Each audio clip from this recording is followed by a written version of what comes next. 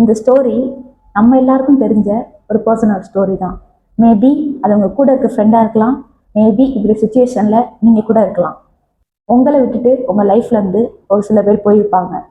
எத்தனையோ வருஷங்களாக மாத கணக்காக உங்களை இக்னோர் பண்ணியிருப்பாங்க. திடீர்னு சடனாக வந்து திருப்பி உங்களை வந்து பார்த்துக்கிட்டு இருப்பாங்க. ஒரு ஓல்டு சேயிங் ஒன்று இருக்குது. சில பேர் உங்கள் லைஃப்லேருந்து போவாங்க, திருப்பி வருவாங்க, உங்களை சப்போர்ட்டும் பண்ண மாட்டாங்க, கேரும் பண்ண மாட்டாங்க, எந்த ஒரு ஹெல்ப்பும் பண்ண மாட்டாங்க, ஜஸ்ட் பார்த்துக்கிட்டு மட்டும் இருப்பாங்க. இதுக்கு அர்த்தம் உங்களை கேர் பண்ணிக்கிறாங்கன்னு அர்த்தம் கிடையாது. ஜஸ்ட் ஒரு கியூரியஸ், உங்கள் லைஃப்பில் என்ன நடக்குதுன்னு பார்க்கணும், அந்த நோட்டை விடணும், உங்கள் லைஃப் அப்டேட்ஸை பற்றி தெரிஞ்சுக்கணும், அவ்வளோதான். அந்த மொமெண்ட் தான் அவங்களுக்கு ஒரு விஷயம் ரியலைஸ் ஆச்சு. அவங்க உங்கள் லைஃப்பில் வரவும் மாட்டாங்க, அண்ட் அவங்க இல்லாமல் நீங்கள் உங்கள் லைஃப்பில் வளரவும் கூடாது.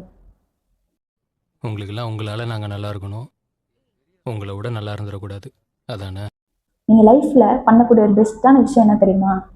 திருப்பி பேக்வேர்டில் போய் அவங்கக்கிட்ட எக்ஸ்ப்ளனேஷன் கொடுக்காம நீங்கள் வாட்டில் ஃபார்வர்டில் மூவ் பண்ணிக்கிட்டே இருக்குது. நீங்கள் வாட்டில் வளர்ந்துக்கிட்டே போகிறது.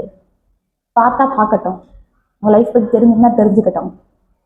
பிகாஸ் உங்களோட சக்ஸஸ் உங்களுக்கானது, அவங்களுக்கானது கிடையாது. So let them watch.